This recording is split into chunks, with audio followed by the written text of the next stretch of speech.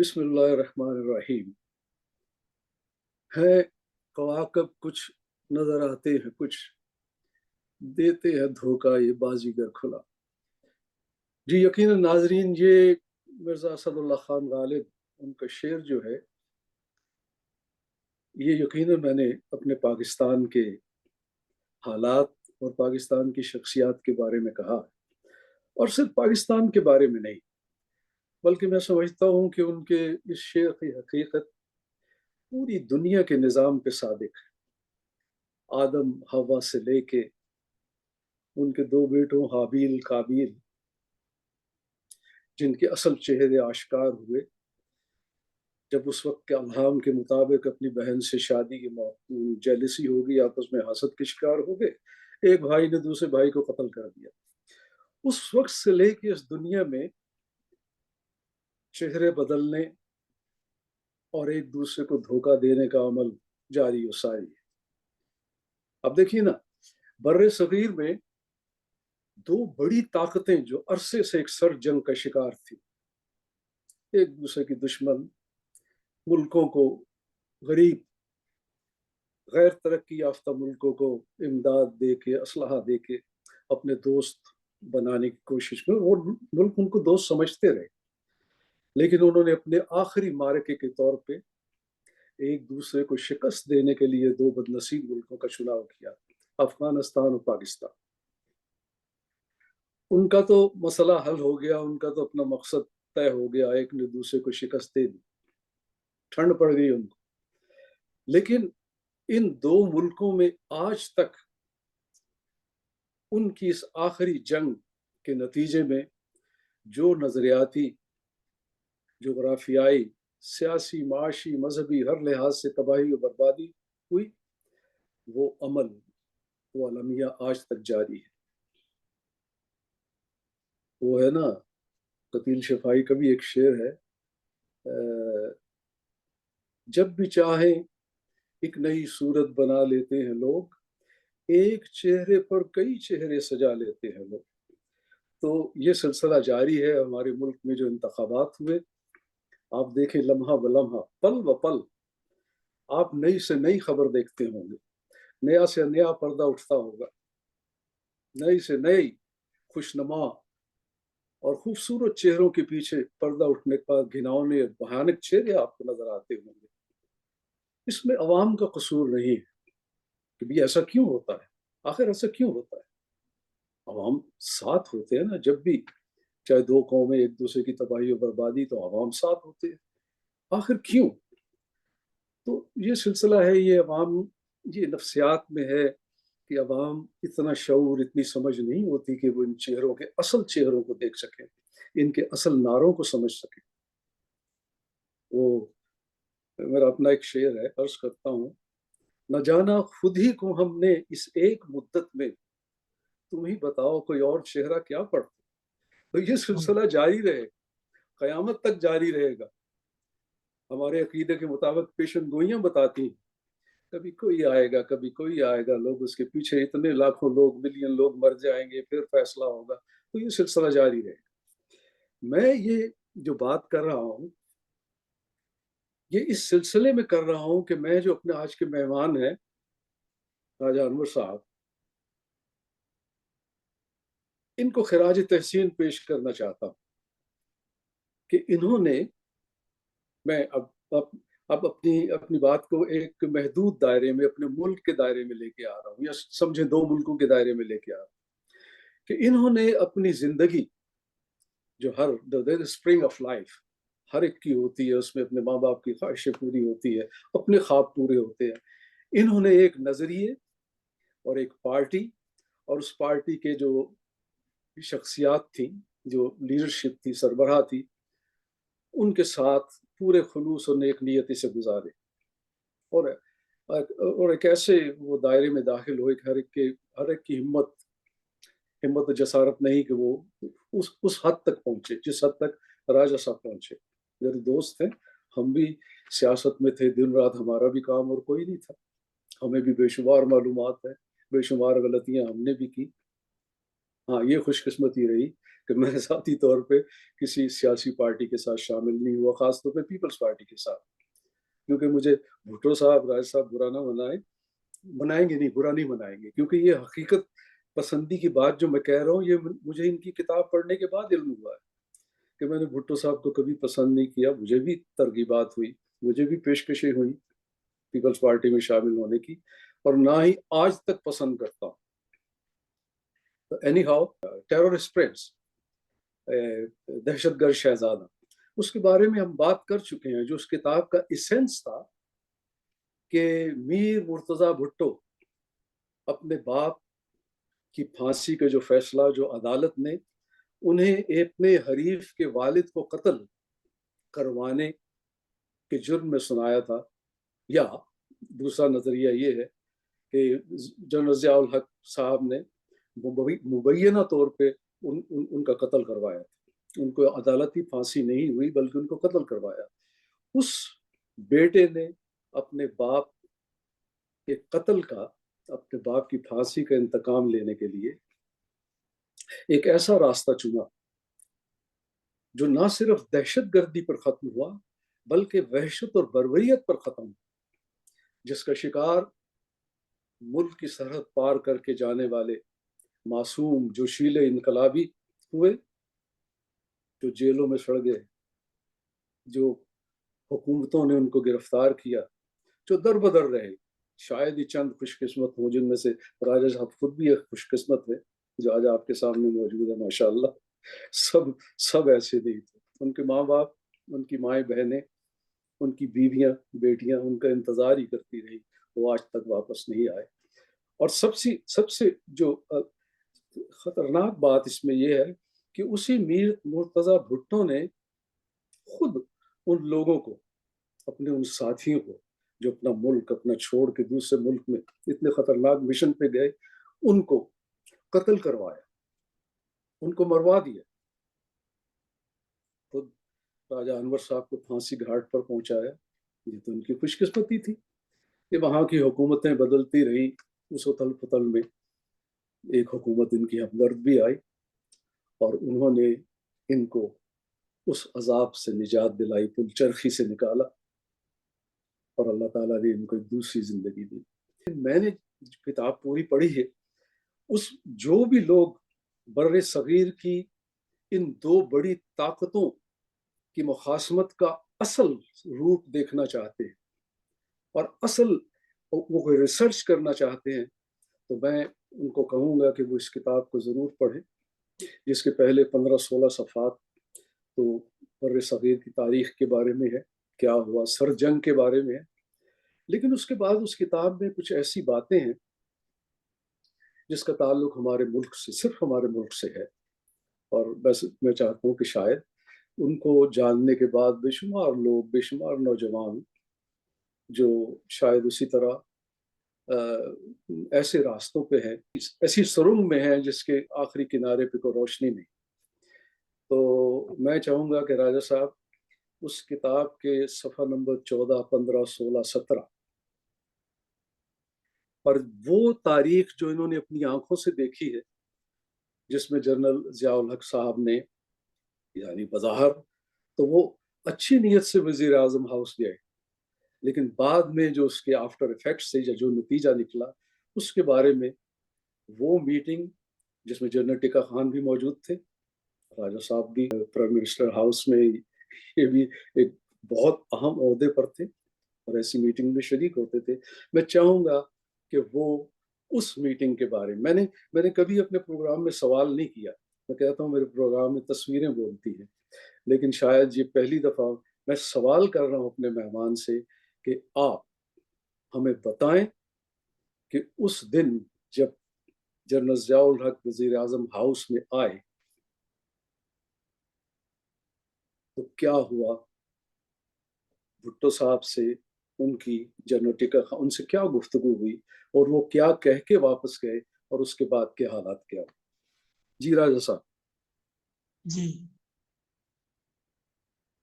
بڑی تفصیل سے آپ نے چیز کو چھیڑا ہے اور نقطے پر لائے ہیں جس پر یہ بڑا حقیقی نقطہ ہے.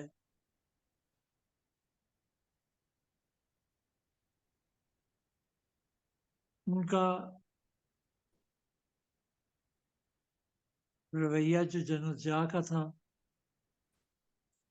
وہ وسیلہ نہیں تھا.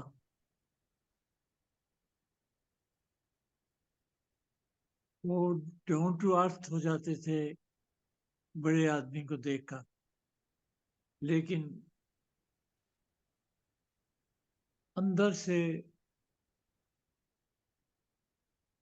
ان کی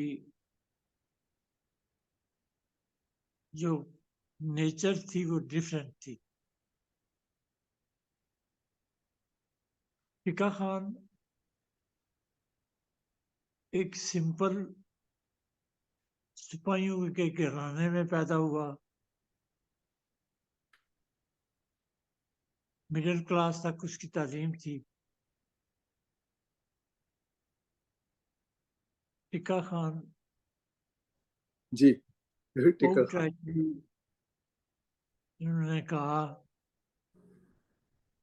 بھٹو صاحب نے جو سوال چھیڑا تھا وہ یہ چھیڑا تھا کہ اگر آپ لوگ تنگ ہیں موجودہ حالات سے، حالات جو ملک کے اندر موومنٹ چل رہی تھی، گولی اسلحہ بھی چل رہا تھا، تو آپ کو میں یہ کہتا ہوں کہ آپ ٹیک اوور کر لیں اور ملک کو چلائیں. اگر آپ سمجھتے ہیں یہ کام آسان ہے اور اس کو آپ چلائیں. میں کوئی یہ بات سیاسی طور پہ نہیں کہہ رہا، میں خود تنگ ہوں کہ یہ صورتحال کیسے سنورے گی، کیسے سنبھلے گی اور کس طرح دوبارہ ہم پٹری پر چڑھیں گے. ٹکا خان نے آؤٹ رائٹلی جواب دیا کہ یہ کام آرمی کا نہیں ہے، یہ کام فوج کا نہیں ہے، یہ کام کرنا ہے کسی پولیٹیشین نے جو الیکٹڈ ہوگا، جواب دہ ہوگا لوگوں کو. تو فوج نے اس کو فالو کرنا ہے، فوج نے اس کو لیڈ نہیں کرنا. اس میں اور بھی جرنیل بیٹھے ہوئے تھے،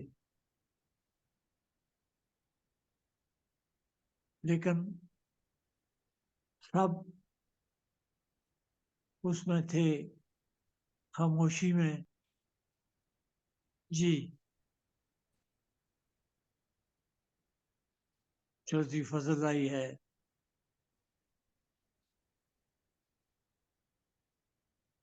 تو رائے صاحب، کیا جو آپ نے ابھی بات کہی ٹکا صاحب خان صاحب کے حوالے سے، کیا یہ تصویر اس کی عکاسی نہیں کرتی کہ وہ سمجھتے تھے کہ سیاسی لیڈروں کو ہی مسائل کا حل تلاش کرنا چاہیے اور فوج کو ان کی قیادت میں چلنا چاہیے؟ جی ہاں، جی ہاں، آپ نے صحیح کہا، بالکل صحیح تجزیہ کیا. لیکن وہ جو دورہ پن تھا جنرل ضیاء الحق صاحب کے دماغ میں، وہ خوف زدہ تھے کہ میں نے ہاتھ ڈال دیا ہے اونچی جگہ پر تو یہ بات چھڑ جائے گی اور آخر میں کہیں میرے سر پہ نہ آ کے پڑے. جس طرح کہ ٹکا خان نے کہا کہ آرمی کی تو کوئی ضرورت ہی نہیں ہے لیڈرشپ کی، یہ تو خود لیڈر کی ضرورت ہے آرمی. تو ہم سمجھتے ہیں کہ ہم آپ کے ساتھ ہیں اور جو نہیں ہے انہیں ہونا چاہیے. جنرل ضیاء الحق صاحب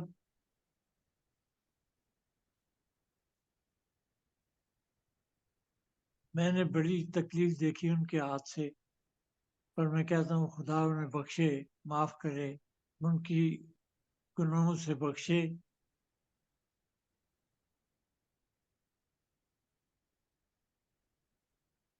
لیکن انہوں نے اس بات کو اپنے ذہن میں، اس خوف کو بٹھایا کہ mister Bhutto is too active person, اور یہ جو بات کر رہے ہیں اس بات کا مطلب یہ ہے کہ وہ ہم سے جاننا چاہتے ہیں کہ ہم میں سے کون کون آدمی ان کے ساتھ نہیں ہے. جب انہوں نے کہا کہ آپ لوگ یہاں بیٹھے ہوئے ہیں، you can decide even in front of me کہ کیا سسٹم آپ بنانا چاہتے ہیں. یہ بھٹو صاحب نے کہا. جی پروفیسر صاحب نے. تو ضیاء صاحب نے اس کو سمجھا یہ کہ وہ ہم سے دل کی بات پکڑنا چاہتے ہیں کہ کیا ہے ہمارے دل کے اندر. صاحب آپ نے ذکر کیا ہے کتاب میں کہ اور کون سے جرنیل ان کے ساتھ تھے؟ فیض علی چشتی سے؟ فیض علی چشتی تھے، وہ بھی تھے. اس جی ہاں. کو مرشد کہتے تھے ضیاء الحق جنرل خان. اور جنرل کے عارف؟ عارف ہی تھے. وہ بھی تھے. ٹھیک. تو میٹنگ میں کوئی ایسا جوشیلی گفتگو نہیں ہوئی. بھٹو صاحب نے سمپلی یہ ان کو بتایا کہ بھائی اب آپ لوگ جو ہیں اگر سوچتے ہیں کہ کوئی راستہ ہے تو آپ راستہ چن سکتے ہیں، میری طرف سے کوئی تبدیلی نہیں آئے گی. لیکن جنرل ضیاء الحق نے اس بات کو اس طرح نہیں لیا. انہوں نے لیا اس کو پولیٹیکلی کہ جی سیاسی طور پہ یہ کیا سوچتے ہیں جرنیل میرے، اور کون کون کس کے ساتھ ہے اور کیا ہے. جنرل ضیاء کا میں نے آپ کو واقعہ سنایا تھا، اس کو دہرانا نہیں چاہیے. نہیں، دہرا دیجئے. ہو سکتا ہے بے شمار لوگوں نے یہ واقعہ نہ سنا. دہرا دیجئے. ملتان میں ہم گئے ہوئے تھے، میں بھٹو صاحب کے ساتھ میٹنگ تھی، ایک یوتھ کی میٹنگ تھی، تو وہ میں نے میٹنگ دینی تھی انہیں. تو میں ملتان میں ہی تھا اور بھٹو صاحب بھی ملتان میں تھے. نواب صادق قریشی کے گھر میں ٹھہرے ہوئے تھے.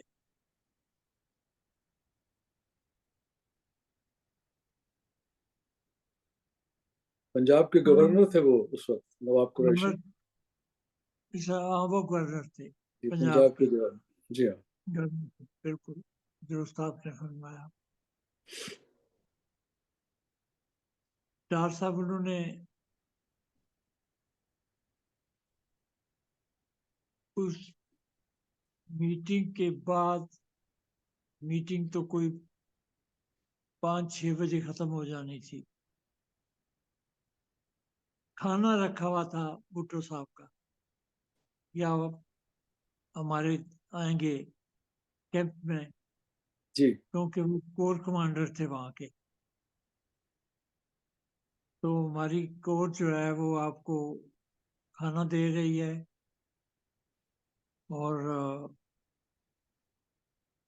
آپ کو دے گی ایک آپ کی ذات کے لیے ایک انعام جیسے چیز ہوتی ہے، جی. ایسے جی ہم دیں گے، اور کرنل کا رینک آپ کو دیا جائے گا.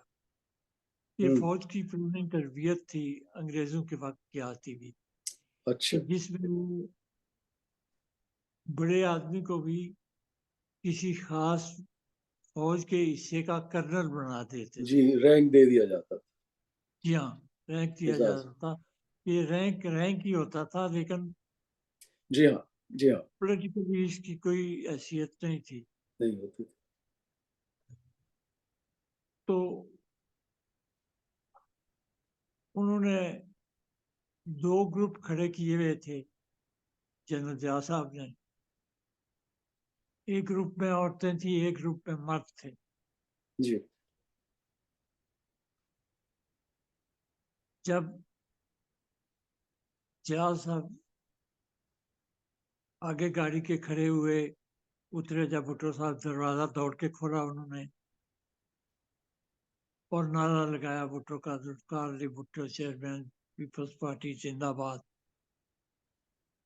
और फौज के जो आदमी अफसर थे उनको ये हुक्म मिला था कि आपने जो कोर कमांडर कहेगा उसके साथ जिंदाबाद करना है। जिंदाबाद कहना है, वाह। हाँ, सबके एक नाम चेहरे पर कई चेहरे सजा लेते हैं लोग। सजा देते हैं। हाँ। वाह वो वाह। कैसा बेवकूफ बना लेते हैं लोग।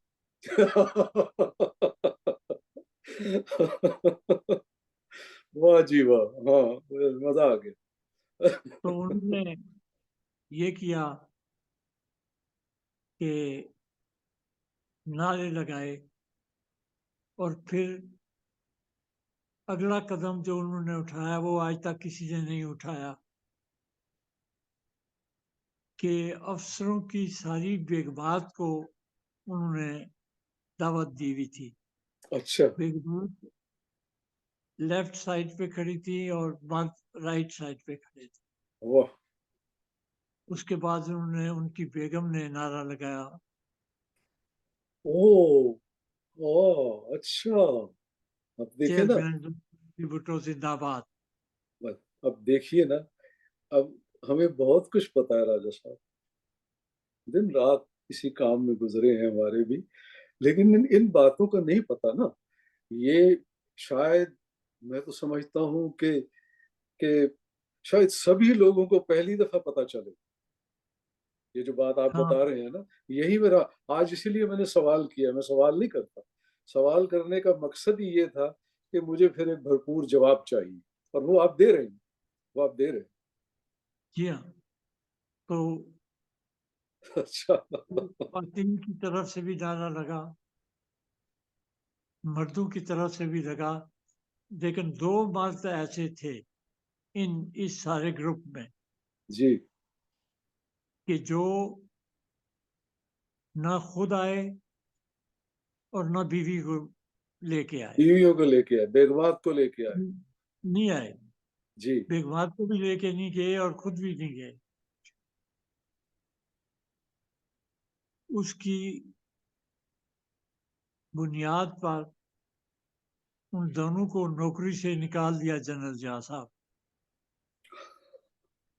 उनका नाम क्या था, नाम भी ले दें। नाम नाम लेना तो मुनासिब नहीं होगा। नहीं, मुनासिब क्यों नहीं होगा, हद हो गई।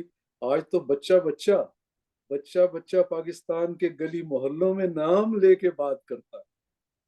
उन हाँ लोगों वो के ठीक। नाम ले रहा है जो मुक्तदर हैं, जिनके हाथ में हाँ, हर तरह की वहशत और बर्बरियत की ताकत है। राजा साहब, ताकत, तो वो ये तो ठीक बात। पुरानी बातें हम कर रहे हैं, नाम बताएं।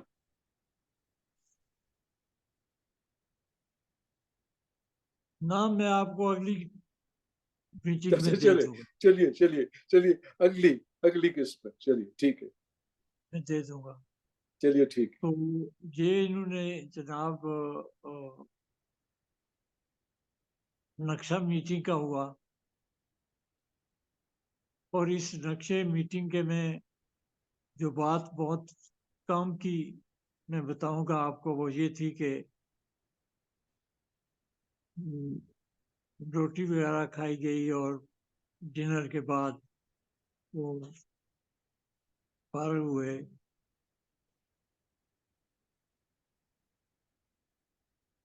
लेकिन उन्होंने, जनरल ज़िया ने अपने दिल के अंदर से कोई खौफ महसूस किया ऐसा हम्म। कि उन्होंने इस मीटिंग के बाद अपने जर्नैलों को दोबारा चेक करने की कोशिश की और चेक किया उन्हें कि इनके अंदर में क्या रिएक्शन है, जो इन्होंने नारे लगाए हैं इसका रिएक्शन है کیونکہ اس میں نعرے لگانے والوں میں لیفٹیننٹ جنرل بھی موجود تھے. یعنی اس غیر معمولی خوشامد کے مظاہرے کے باوجود ان کی تسلی نہیں ہوئی.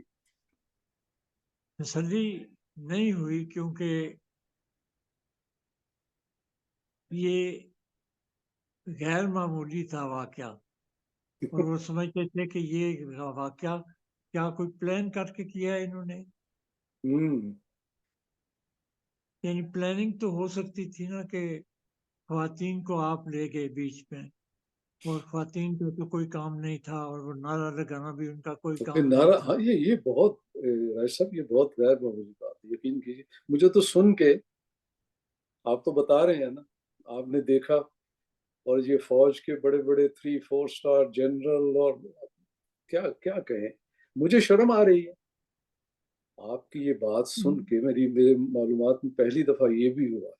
مجھے شرم آ رہی ہے، شرم محسوس ہو رہی ہے. شرم تو محسوس ان لوگوں کو بھی ہونی چاہیے تھی جنہوں نے یہ ڈرامہ رچایا. ان لوگوں کو تو آج تک نہیں ہے. راجا صاحب کیا بات کر رہے ہیں آپ؟ یہی ساری نا، زندگی گزر گئی، ان لوگوں کو تو آج کے دن ابھی تک شرم نہیں ہے. یعنی یہی تو میں کہنا چاہتا ہوں کہ اس دن کی میٹنگ کی جس کا آپ نے حال چھیڑا تھا، ذکر چھیڑا تھا، اس کا ایک حصہ یہ پلان روٹی کھانے والا جو تھا اس کے اندر یہ مکس کر دیا گیا، زندہ باد اور مردہ باد کرنا رہا. جی چلیں اب واپس آ جائیں، آپ پرائم منسٹر ہاؤس میں واپس آ جائیں. ہاں جی. تو ٹکا خان نے البتہ بھٹو صاحب پوچھتے رہتے تھے آدمی سے، جو کنسرنڈ آدمی ہوتا ہے اس سے وہ اپنی جگہ پہ پوچھتے رہتے تھے کہ تمہارا کیا خیال ہے کہ کس کو میں اب جنرل لگاؤں تمہاری جگہ، کیونکہ ٹکا خان ریٹائر ہو رہا تھا. ٹھیک. تو اس نے کہا جنرل سوار خان کو لگا دو. اچھا. جنرل سوار خان گجر خان کے قریب کا رہنے والا تھا، دیہاتی آدمی تھا، اور بہتر آدمی تھا. راج صاحب جنرل سوار خان جو تھے وہ ان جرنیلوں میں سے تھے، فوج کے جرنیل جو کچھ کرتے رہے ہیں اس کے باوجود ان کی آج تک ہمیں عزت کرنی چاہیے. جی ہاں. تو یہ رائشہ، یہ مجھے بھائی صاحب ظفر صاحب انہوں نے بتایا تھا جنرل سوار کے بارے میں. جی ہاں،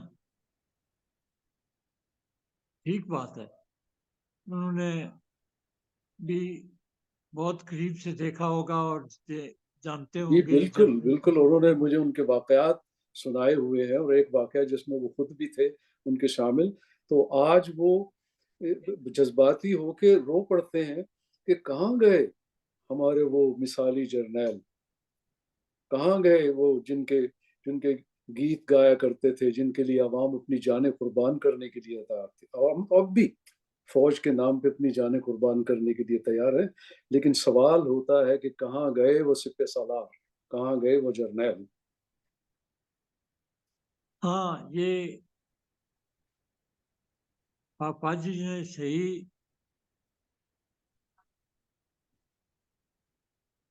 تجزیہ کیا کہ ان سب جرنیلوں کو کھا گیا جو آدمی، وہ اپنا امتحان دے کے آیا تھا. جیسے آج کا شروع ہے غزہ کی پٹی پر جی جنگ، اسی طرح یروشلم پر جنگ شروع ہوئی تھی. جارڈن میں تھے جب یہ، جارڈن اردن میں. میں تھے یہ، جی اور انہوں نے باقاعدہ حصہ لیا، اور ان کا प्रमोशन पर सिफारिश भी जो हुई वो जॉर्डन के किंग ने की थी। ये यही है ना? यही जी हाँ, तो इन्होंने ही सिफारिश की। जी इन्होंने सिफारिश करवाई ना जी, जो सिफारिश की फिर उन्होंने। और वो इन हो गए भुट्टो साहब के महकमे में कि ये आदमी बहुत कुर्बानी देने वाला है, बहुत अपनी वफादार है। फर्माबरदार है, अपनी बेगम को भी ले आया और दूसरों की बेगमात को भी ले आया। ये नहीं कि और नारे अल्लाह ने लगवा दिए, नारे नारे लगवा दिए जैसे कि लगवाए, सियासी जलसा हो रहा है।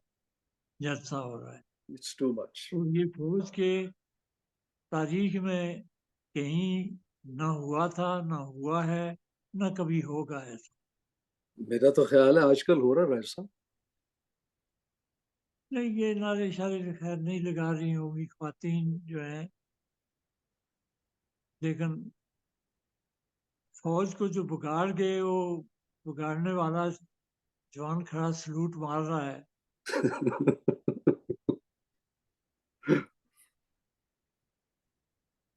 तो ये सूरत थी उस और उसी दिन में ये वाकया भी हुआ। ये भी मैं आपको बताता चलूं कनेक्शन के हिसाब से जी कि गोली लगी थी अहमद रजा कसूरी के वालिद को जी जी और वो फौत हो गए उसमें। वो गया अहमद रजा कसूरी रिपोर्ट दर्ज कराने। उसने कहा कि मुल्ज़म जो है मेरा वो भुट्टो साहब है। जी जी पुलिस यही कहा। के थरदार ने तो ये बात नहीं माननी थी और ना सुननी थी, क्योंकि पुलिस ने तो वो काम करना होता है जिसका ऊपर से ऑर्डर मिलता है। ऑर्डर आए जी, उसने ऑर्डर तो नहीं आया। सच का साथ नहीं देना होता। नहीं नहीं उन्होंने नहीं, जुल्म और इक़्तिदार का साथ दिया। के साथ। तो भुट्टो साहब को फोन किया प्रेस सेक्रेटरी ने, खालिद हसन नाम था उनका। अच्छा। खालिद हसन ने फोन किया कि जनाब वो अ, आदमी खड़ा है थाने में, राजा साहब छोड़ मुझे रोकिए, ये नाम सुन के मुझे एक बात याद आ गई है, प्लीज। चलिए। नाज़रीन कराम, ये ये खालिद हसन जिनकी बात राजा साहब कर रहे हैं, ये तो ब्यूरोक्रेट्स होंगे। खालिद हसन मुझे मुझे मैं माजरत करता हूँ कि राजा साहब की किताबों का जो दो दो शोराफा किताबें हैं, ट्रेजेडी ऑफ अफगानिस्तान और ये टेररिस्ट प्रिंस, ये तर्जुमा खालिद हसन साहब ने किया है। ये कश्मीरी बॉर्न एक राइटर भी हैं और ट्रांसलेटर भी हैं। इनकी अपनी 8 किताबें हैं जो इन्होंने खुद तसनीफ की, और इसके अलावा टोटल किताबें 12-15 किताबें हैं जो इन्होंने तर्जमा की, जिनमें से 2 राजा साहब की, 2 सादत हसन मंटो उनकी जो शॉर्ट स्टोरी हैं उनकी, और बाकी भी बेशुमार पाकिस्तानी अदब को उन्होंने अंग्रेज। राजा साहब की किताबें पढ़ते हुए खास बात जो मैं कहना चाहता हूँ, राजा साहब की किताबें पढ़ते हुए आपको अगर वो जिक्र न करते, लिखा ना जाए कि राइटर जो राजा अनवर है, तो लगता है कि वो किताबें खालिद हसन साहब की खुद लिखी हुई। मैंने कभी बेशुमार तर्जुमे पढ़े हैं, लेकिन कभी ऐसा बाकमाल तर्जुमा जिसमें असल राइटर की दूसरी जबान की रूह को समो दिया गया हो, मैंने नहीं पढ़ा। तो मैं खालिद हसन साहब को आपने मुझे याद दिला दिया, मैं खराज तहसीन पेश करना चाहता हूँ।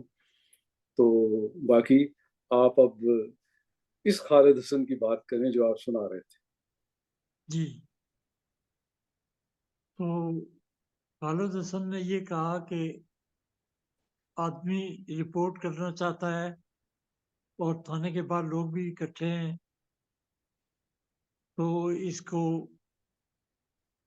थानेदार को हुक्म दीजिए کہ یہ رپورٹ درج کر لے۔ خالد حسن بڑا باجرت آدمی تھا۔ ان کے والد جموں کشمیر کا جو مہاراجا تھا اس کے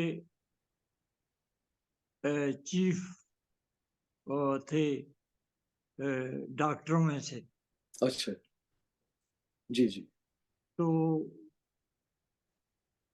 اس خالد حسن نے کہا یہ تو بھٹو صاحب نے سوچا کہ درست کہتا ہے، یہ کوئی بات چھوٹی نہیں ہے، یہ صبح نکلے گی اخباروں میں جائے گی اور پروپیگنڈا ہوگا اور یہ ہوگا اور وہ ہوگا، جی تو بہتر یہ ہے کہ میں یہ کروا دوں رپورٹ، خود کہہ دوں کہ ہاں مجھے کوئی اعتراض نہیں ہے، تم رپورٹ جو ہے وہ درج کر لو میرے خلاف۔ کیونکہ بھٹو صاحب کو بھی یہ پتہ تھا کہ میں ایک وہ بنا دوں گا گروپ جسٹس جو ہوتے ہیں جی جی ان کا، کہ یہ انکوائری کر لیں کہ یہ بات درست ہے یا غلط ہے۔ تو انہوں نے وہ گروپ بنا دیا اور مطمئن ہو گئے۔ جی یعنی وہ ابھی تک انہوں نے صرف فوجی دیکھے تھے، ابھی جرنیل نہیں دیکھے تھے، جج جج نہیں دیکھے تھے، جی ہاں جج جن نہیں سے دیکھا۔ بعد میں ان کو واسطہ پڑا اور انہیں سمجھ آئے کہ یہ میں نے کیا غلطی کی تھی۔ تو وہ جناب وہ گروپ بیٹھا سٹاف کا، انہوں بینچ نے بینچ نے فیصلہ کر دیا کہ یہ غلط الزام ہے، یہ درست الزام نہیں ہے۔ ڈار صاحب جو پاور ہے اس میں، جو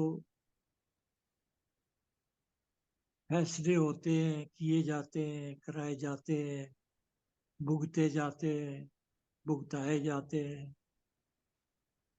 تو آپ اندازہ کر سکتے ہیں کہ ایک آدمی کس حد تک چیزوں کو چھیڑ کر خراب کر سکتا ہے، جی ہاں چھپایا جاتا ہے۔ کس حد تک۔ یعنی آدمی وہی نعرے لگانے والا، جس دن پھانسی ہو رہی تھی بھٹو صاحب کو، جی تو جی رات کو سویا نہیں۔ ہوں چھوٹی بیٹی جو ان کی تھی، پتہ نہیں اب زندہ ہے یا نہیں، خدا زندگی دے انہیں، لیکن وہ تھی دماغی طور پر جی اسپیشل چائلڈ تھی وہ، اسپیشل اسپیشل چائلڈ تھی، تھی وہ بچی۔ ہاں یہ آپ کو پتہ ہے جی جی کہ بالکل۔ اسپیشل چائلڈ تھی۔ تو انہوں نے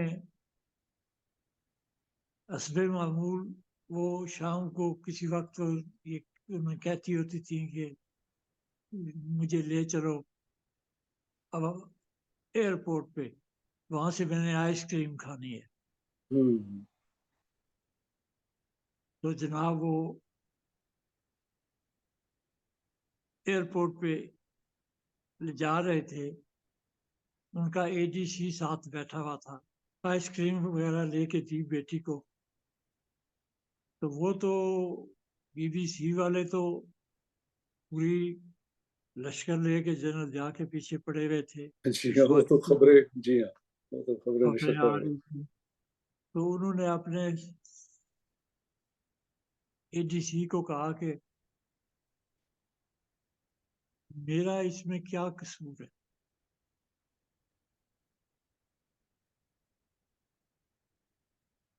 گولی انہوں نے اگر نہیں چلوائی تھی تو شہادت تو ان کے آدمیوں نے دی تھی کہ ہم نے گولی چلائی ہے، بھٹو صاحب کے کہنے پر۔ جی جی بالکل، ان کی شہادت تھی، بھٹو صاحب کے خاص آدمی جو آپ کے ساتھ والے آفس میں بیٹھا کرتے تھے۔ جی ہاں۔ تو یہ دیکھ لیں آپ کے یہ دیکھیے ہاں یہ اس طرف مسعود بیٹھے ہوئے محمود ہیں جی بالکل یہ سگار پیتے تھے کیونکہ بھٹو صاحب سگار پیتے تھے تو یہ بھی سگار پیتے ہوتے یہ سگار پیتا تھا ہاں ایک چہرے پہ کئی چہرے سجا لیتے ہیں لوگ. لیتے ہیں لوگ یہ وہ مثالیں جی بالکل تو یوں ہوا یہ واقعہ اختتام کو پہنچا ایسا وہ میں اصل میں وہ آپ سے یہ پوچھنا چاہتا ہوں کہ ضیاء الحق صاحب آئے اور انہوں نے اپنا وہ پلان بتایا تو اس کے بعد وہ واپس گئے تو بھٹو صاحب سے کیا بات لے کے واپس گئے کیونکہ آپریشن فیئر پلے جو ہے وہ اس کے بعد شروع ہوا نا اس ملاقات کے بعد آپریشن فیئر پلے ہوا اور پھر ملاقاتیں ہوئی ضیاء الحق صاحب کی بھٹو صاحب سے مری میں ہاں اس وقت تو بھٹو جی صاحب کو انہوں نے نظر بند کر لیا تھا جی مری کے اندر نظر بند کر دیا کے اندر بھٹو صاحب ہیڈ نو پاور تھے وہ تو اس میں تھے ان کی نظر بندی میں اور جی اور اور اگلے دو تین ماہ ان کو ضیاء الحق صاحب سر کہتے رہے کہ ملک کے حالات کو دیکھ کے کہ لوگ آپس میں سول وار نہ کریں اس لیے سر ہم آپ کو تھوڑی دیر کے لیے کر رہے ہیں تو بس حالات ٹھیک ہوتے ہی انشاءاللہ آپ کو پھر لے آئیں گے ایسا ہی تھا جی بالکل اس طرح تھا بلکہ پہلی میٹنگ جو کی تھی جی جنرل ضیاء صاحب نے اس میں وہ ہیلی کاپٹر پہ گئے جی مری میں جہاں بھٹو صاحب کو قید کیا ہوا تھا جی اور کمال کی بات یہ تھی کہ اترے جہاز سے اس سے ہیلی کاپٹر سے اور انہوں نے سب سے پہلے بھٹو صاحب کو جب دیکھا دروازہ کھولا ان کا وہ باہر آئے تو سلوٹ صرف ہاں بالکل آخری دم تک وہ بھٹو صاحب بھی اسی خوش فہمی میں رہے نا آخری دم تک حتیٰ کہ پھانسی کی کوٹڑی میں بھی ان کو خوش فہمی تھی کہ شاید یہ ڈرامہ کر رہا ہے وہ میرے اعصاب کے ساتھ کھیل رہے ہیں اور وگرنہ مجھے ہاں بہت اسے کہتے ہیں اعتبار کی بات یا انسان اپنے آپ کو کسی بھی خوش فہمی میں دیکھیں زندگی کے آخری لمحے تک کیسے دھوکہ دیتا ہے خود اپنے آپ کو دھوکہ دیتا ہے بالکل بالکل صحیح کہہ رہے ہیں آپ تو یہ بات چلی کہاں سے تھی اور چھڑی کہاں اور جی یہ میں نے یہ کہا تھا کہ میں آپ کی کتاب پڑھتے ہوئے جو اس کے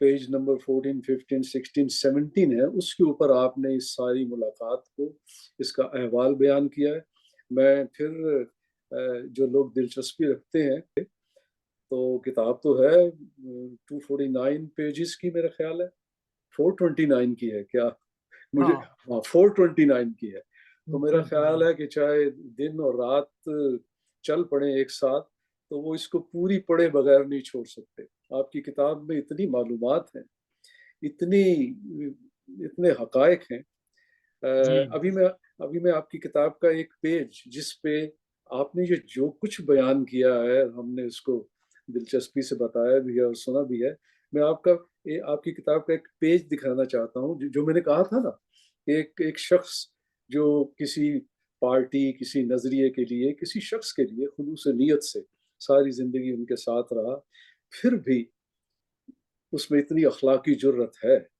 کہ وہ جہاں جس نے غلطی کی چاہے وہ اس کی اپنی محبوب شخصیت کیوں نہ ہو اس نے بیان کیا ہے کیونکہ ظاہر ہے زندگی کا تجربہ حاصل کرنے کے بعد ضروری نہیں کہ وہی کیفیت اور وہی حالات دوسرے لوگ دیکھیں بلکہ دوسرے لوگ اس سے سبق حاصل کریں اور وہ حالات کا صحیح طور پہ تجزیہ کرنے کی اپنے آپ میں استعداد پیدا کریں، اپنے آپ میں پوٹینشیل پیدا کریں. میں آپ کو وہ صفحہ دکھا کے پھر میں آپ سے بات کروں گا. بھٹوز فیٹفل مس ججمنٹس، یہ صفحہ بتاتا ہے کہ آپ نے اس کتاب میں ان سب حالات کا تجزیہ سب کرنے کے بعد ایک دیانت دارانہ رائے دی ہے، چاہے اس میں بھٹو صاحب کی مس ججمنٹ کا نام آتا ہے. اور یہی میں کہتا ہوں، اب آپ کی دیکھیں، اب آپ پولیٹیکل ایکٹیوسٹ نہیں رہے، آپ پیپلز پارٹی کے رکن نہیں رہے، آپ ایک مورخ ہیں. اور مورخ کا یہ فرض ہے کہ وہ بغیر کسی تعصب کے سچائی کے ساتھ حالات کو بیان کریں. یہاں میں آپ کو اس بات کی مثال کے لیے میں آپ کو 3 کتابوں کا اور 2-3 کتابوں کا تذکرہ کرنا چاہتا ہوں. میں نے اسی لیے شروع میں آپ سے پوچھا تھا کیا جنرل فیض چشتی ساتھ تھے، کیا جنرل عارف ساتھ تھے.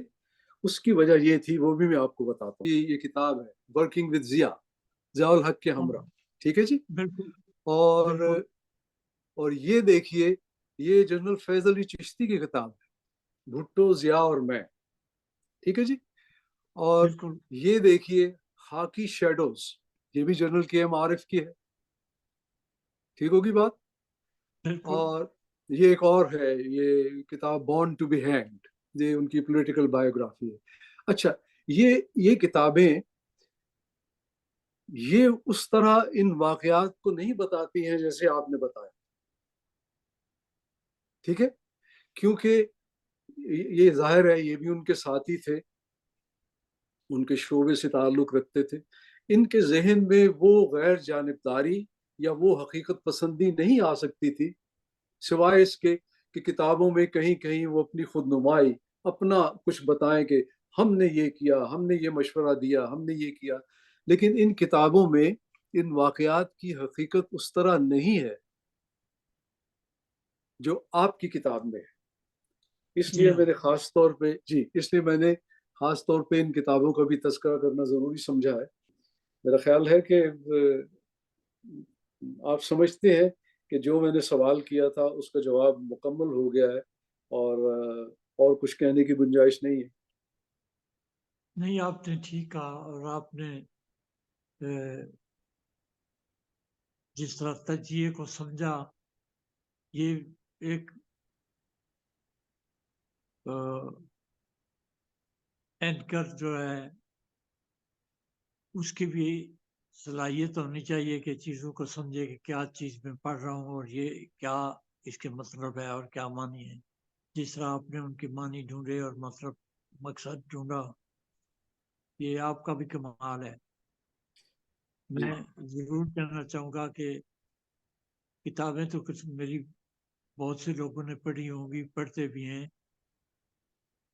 لیکن وہ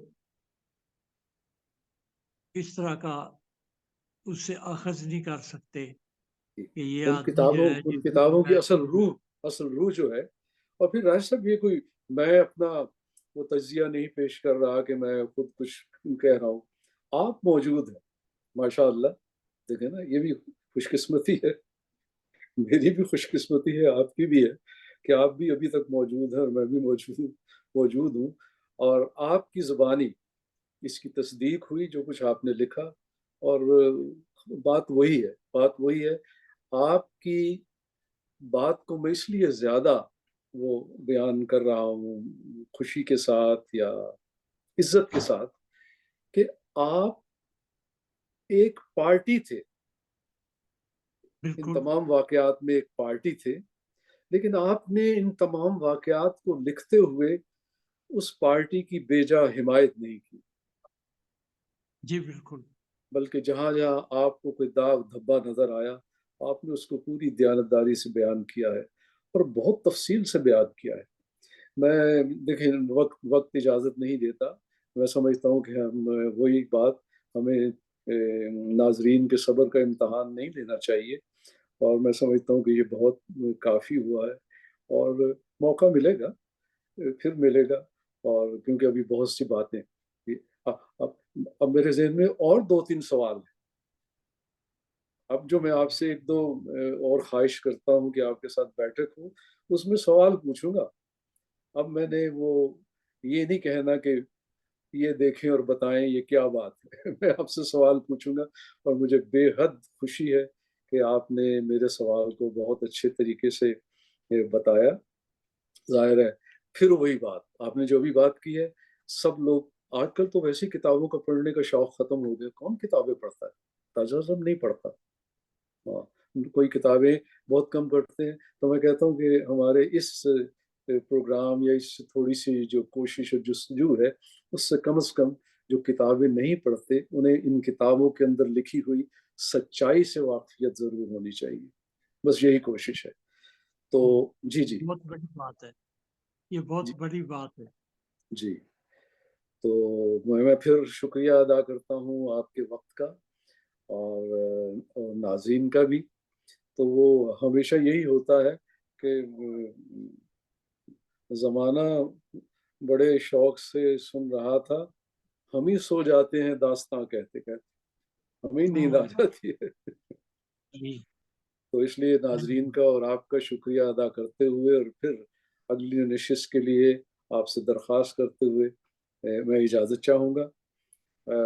نعرہ لگائیے، پاکستان پاکستان زندہ باد۔ زندہ باد، زندہ باد، خدا حافظ۔